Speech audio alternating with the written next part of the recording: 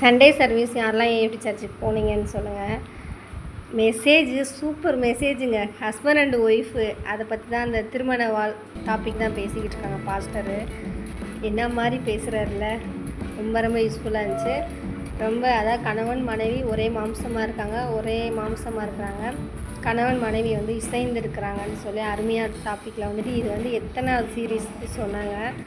அந்த சீரீஸ்லேயுமே நமக்கு டிஃப்ரெண்ட்டாக இருக்குது பாருங்களேன். சின்னவங்க, பெரியவங்க, முதியவங்க, கல்யாணமாகி 60 வயசான எல்லாருக்குமே வந்துட்டு அந்த டாபிக் வந்து ரொம்ப யூஸ்ஃபுல்லாக இருக்குது. கல்யாணம் பண்ணுறவங்க, கல்யாணம் பண்ண போகிறவங்க, கல்யாணம் பண்ணவங்க எல்லாத்துக்குமே யூஸ்ஃபுல்லாக இருந்துச்சு. வாலிபர்களுக்கு ரொம்ப ரொம்ப இம்பார்ட்டண்ட்டாக இருந்துச்சு. கணவன் மனைவிக்குள்ள அன்பு அந்யோன்யம் எப்படி இருக்கணும், எப்படியெல்லாம் வந்து கணவன் வந்து எப்படி சொல்லணும், மனைவியெல்லாம் எப்படி நடந்துக்கணும், சூப்பராக அந்த டாபிக் பைபிள் படி சொல்லியிருந்தாங்க இல்லையா. ரொம்பவே வந்துட்டு நல்லா இருந்துச்சுல்ல ஃப்ரெண்ட்ஸ். எனக்கு ரொம்ப ரொம்ப பிடிச்சிருந்துச்சு. உங்களுக்கு பிடிச்சிருந்துச்சுன்னு நினைக்கிறேன். ரொம்ப யூஸ்ஃபுல்லாக இருக்கும்னு நான் நம்புகிறேன். வயசானவங்களாம் வந்து கேட்குறாங்க. எனக்கு அதாங்க ரொம்ப இன்ட்ரெஸ்டிங்காக இருக்குது. அவங்களாம் வந்து வாழ்க்கையில் எவ்வளோ எக்ஸ்பீரியன்ஸ் இருக்கும், எவ்வளவு அனுபவங்கள் இருக்கும், இவ்வளோ அவங்க பார்த்துருப்பாங்க. ஆனாலும் கூட அவங்களுக்கு வந்துட்டு புது விதமாக இருக்குது. ஏன்னா காடோட வேர்டு அப்படி இருக்குது.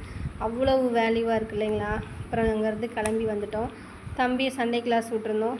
தம்பியை சண்டே கிளாஸ் வந்து கூப்பிட்டுட்டு அப்படியே வீட்டுக்கு கிளம்பி வந்துட்டோம். வெயில் கொஞ்சம் அதிகமாக தான் இருந்துச்சு நேற்று. யாரெல்லாம் வந்துட்டு இந்த மாதிரி எக்ஸ்பீரியன்ஸ் இருந்துச்சு அப்படின்னு தயவு செஞ்சு கமெண்ட்ஸில் சொல்லுங்கள். நானாக தான் சொல்லிக்கிட்டு இருக்கேனான்னு தெரில, அதனால தான் நான் சொல்கிறேன். Thank you friends. பாய்.